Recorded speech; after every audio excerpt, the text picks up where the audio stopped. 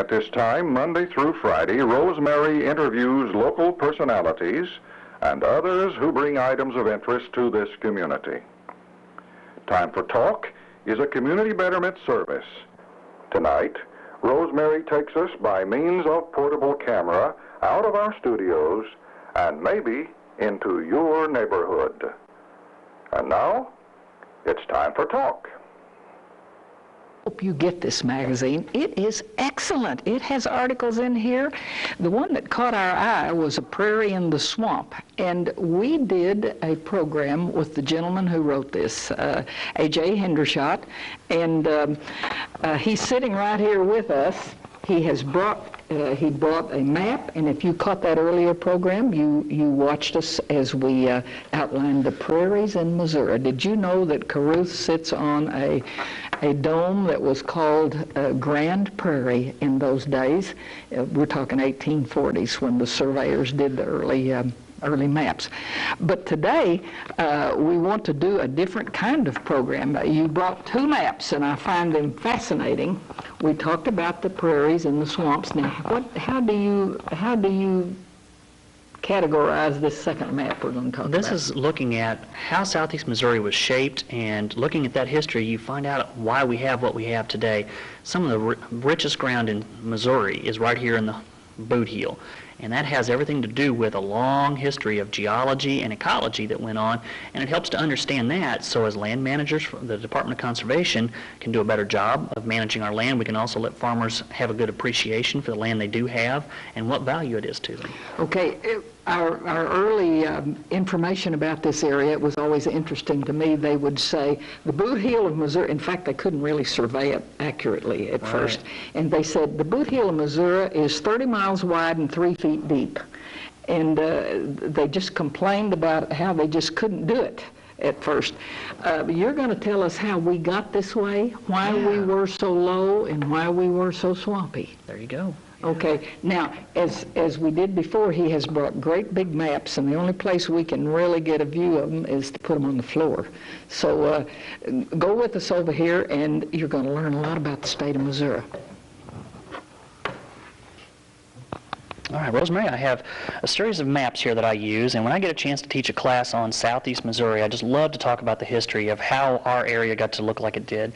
And in these maps, we have different types of information being represented. From the general viewer, they're going to look at it and say it's a bunch of swirly old colors on maps, and it actually means something to those who know what these maps are for. For example, this is a soil map, and that tells us what type of soil is on the surface. As I go over here to take a look at this map, this map shows the general topography, also known as relief. This tells you whether something has a lot of hills and valleys, whether there's a lot of variation in the land. And as you take a look at the Ozarks, you'll see a lot of variation. The colors, pretty colors, yeah. And there's a lot of color, and they're very closely packed together. That shows you these are hilly areas, a lot of valleys. But when you drive down here in southeast Missouri, you see that that color is just about all one color. That tells us we don't have a lot of relief. And when you see slight variations in the relief, that's when you get interesting things to happen down here in southeast. Okay, what are the two little colors we do have down in southeast? Okay, you're talking about this feature right here and here? Yeah. Okay, there's a geologic structure that's known as Crowley's Ridge and the Benton Hills. Now, I consider the Crowley's Ridge and Benton Hill to all be related, but geologists like to separate them. The Benton Hills are actually almost like an island of hills surrounded by lowland soil. Over here you have Crowley's Ridge, which actually stretches all the way down into Arkansas before it comes back and touches the Mississippi River again. And at one time, the Mississippi River used to run down through this area, through Advance, down along Poplar Bluff and into the Ozark section of Arkansas before it finally met up with the Ohio way further down south. And through a series of Ice Age events, there have been floods that have choked this little Mississippi River and caused it to pour over the Crowley's Ridge and to scour out new areas. In fact, that's part of the interesting story of how we got our sand prairies. It's also part of how we got our swamps. A lot of things in the... Sorry, start again. Sure thing. This is a map that takes into consideration soil type, bedrock, what type of plants did live here, what can live here, and it shows us our land types. And that's really useful from a standpoint of trying to manage the land. It's difficult to try to force the land to do something that it's not meant to do, and the department has struggled with that. And in some areas, we may try to encourage white pine, or let's say we plant shortleaf pine where it doesn't grow, and then maybe we should be planting something else like white oak. And that helps us to understand what lives where and why, and helps us to manage more effectively. This map over here is a combination map of the pre-settlement Prairie of Missouri. You'll notice that most of the prairie is on the western and the northern side of the state, with exception to some of it down here in the boot heel. Then you'll see a blob of green and light green, and that has to do with where pine used to be. We had a lot of pine, a lot more than what you'll see today. And there was mixed pine with a little bit of the hardwoods, and now the department is realizing some of those sites really do make some of the best pine, and that pine is a valuable resource for us to manage. It's very good for wildlife, and it's also very good for the lumber industry.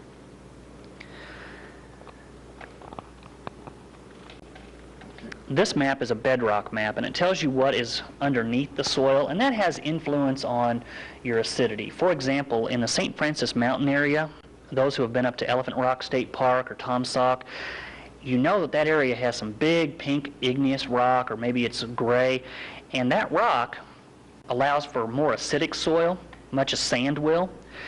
If you go over in the river hills over along Cape Girardeau and Perry County, St. Genevieve County, there's a lot more limestone or sometimes dolomite. Well, that limestone is more basic. It's more like soap. Your pH is not going to be nearly as acidic. And although that doesn't seem like something that's very interesting, it makes a lot of difference when you take a look at what plants will live there. There are some plants like azaleas that love acid soil, and then you have some plants like certain ferns. They only live in very basic soil, not so acidic. So these maps are really useful when we try to think about what lives where, how do we manage it, how do we now get the you most said out of it. rock. What about this down in southeast Missouri? We don't have red. We don't have what's underneath us? Oh, that's a good question. Southeast Missouri has a really neat history.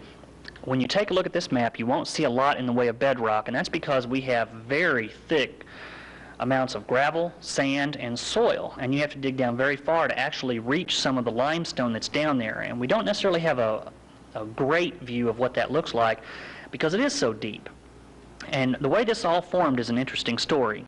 Okay, whenever you look at the Mississippi River today, you see this enormous river that's one of the largest in the continent, but it hasn't always been that way. Before the end of the last ice age, this was a very small river, not much bigger than the St. Francis River. Now, when you talk about ice age, you're talking 10,000 years ago.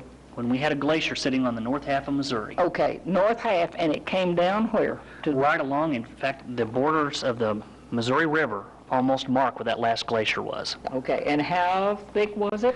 That was a glacier that was at least a mile thick. And I have read 3 miles thick. Which is a phenomenal amount of water. You think about how much that is. Mind. Yeah, it's just hard to, it's staggering. So the ice came down, and when it began to melt, we had all kinds of water. Right, and that down. water was coming down through our part of the world. So you can imagine what happened to this little ditch we call the Mississippi River. Mm-hmm. So it began to scour through here, and there were enormous ice age floods that built up in the river channel. Now you have to understand the Mississippi didn't always run where it does today. It used to take a sharp turn to the west, right around Cape Girardeau, and it went down through Advance, through what is called Mingo National Wildlife Refuge, and then down past Poplar Bluff into Arkansas. Of course, Arkansas didn't exist at that time yet, but we'll talk about it anyways. All right, so you have all these huge volumes of water, and we're talking about water levels that are well over 90 to 100 feet deep in some places, which is a lot of water. We've seen floods, but we've never seen floods like this. So it builds up, there's ice coming down with it, and it gets jammed up in natural constrictions. And when you look at this constriction right here at Puxico, Missouri, that's a good place for an ice dam to build up. Water is moving so quickly through here that it just can't get out quick enough. It's like you have the bathtub turned on full blast, and your drain's not big enough to handle it all, and eventually it's going to fill up and overflow. Well, that's exactly what happened. In fact, it began to break in various locations. You can see where it broke across Crowley's Ridge. Okay, now you're saying at Puxico was the ice jammed the Mississippi. Right. Is the and water? It's backing up into this area, and and then when that finally started to spill over Crowley's Ridge and the Benton Hills, when it broke, it's just like when the levees broke on the 93 flood. You had an enormous flow of water. It moved fast. It started picking up sediment and ripping down through here. Well, what had happened before that area broke, this was all alluvial soil that was deposited by the Ohio River. The Ohio was depositing gravel and very fine sand all throughout this delta. And you had areas where you had bayous and you had oxbows and different sections of the river. So it looked a lot like it did today, but the river channel was in a different spot. So the Ohio's running through here, depositing a lot of sand, but when Crowley's Ridge breaks and the Mississippi decides, I'm taking this over, it rips down through here and absolutely scours out layers, feet, maybe yards thick of soil and sand. Well, all the sand that's left here on the Malden Ridge, it didn't get scoured out. So that sand, which was deposited by the Ohio River, is still there. The Mississippi now has a new channel, and it starts to run through here and meander much like a river should. Well, the Ice Age flooding wasn't over, and several thousand years later, it jams up again around Cape Girardeau, and then it breaks through a section called Thebes Gap. It cuts off the Benton Hills from Illinois, and it starts to take pretty much the channel that we know today. Well, this sand ridge that runs right here through Sykeston is also not scoured. So you have two erosional remnants because everything around them was eroded. These areas that were scoured out now become great places for water to sit. It doesn't drain very well, and it now begins to deposit organic material, trees that are dying, and all kinds of aquatic vegetation that drain from the Missouri and Mississippi River gather in here. Plus you have swamps contributing and marshes, and this becomes some of the most fertile ground we have. Whereas the sandy ridges are much drier, they're much more inhospitable, they're hotter, and that's where we have our prairie. Our swamp down here is in some of the lowest sections of the scouring. Areas that are transition between the swamp and the actual sand ridges are what we call fertile soil terraces, and that's where you have the best trees. That's where you're going to have enormous trees that are 18 feet in circumference, 90 to 120 feet tall, and that's where your timber industry really boomed in the early to middle 1900s. And all of that is what makes Southeast Missouri what it is today.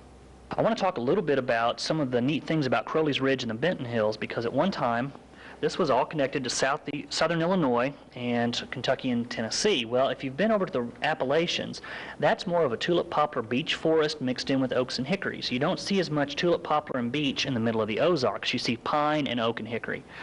Well, down here in Crowley's Ridge, we have a lot of plants and animals that you find over in the Appalachians, and you don't see them as much in the rest of the Missouri. For example, there is a little darter that lives, I'm sorry, not a darter, a cavefish that lives in the Benton Hills that otherwise has other relatives in southern Illinois, Kentucky, and Tennessee. So you're saying there was continuity? Yeah, there was a connection, and you could walk from Benton, Missouri over to Karnak, Illinois, and you'd never get your feet wet. Today that's not possible because of the Mississippi River, so that certainly has been cut off. There's another darter that lives here on Crowley's Ridge that you'll find only on Crowley's Ridge in Arkansas and Missouri. Otherwise, you have to go in the Appalachians to find this thing.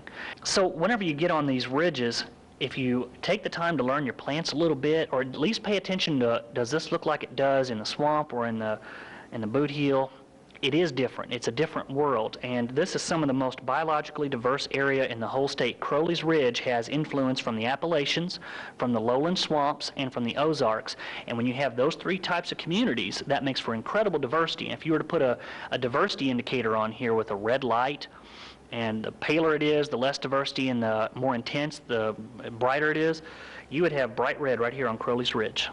That is the most diverse area in the whole state, and then it becomes less and less as you go farther north and west, and that has a lot to do with the water and the temperature gradient we were talking about in an earlier episode. We have the hottest temperatures in southeast Missouri, we have the highest rainfall, we have the best soil fertility, and I'm real proud of southeast Missouri. I think we live in a neat place. Hey, I'm glad we got this gentleman here, A.J. Henderschot, you've been listening to. He likes southeast Missouri, and we like southeast Missouri. I've learned a lot about our land, about our forest, and appreciate you coming down and tickled to do talking so. with us. Yeah, Thank by all you. means.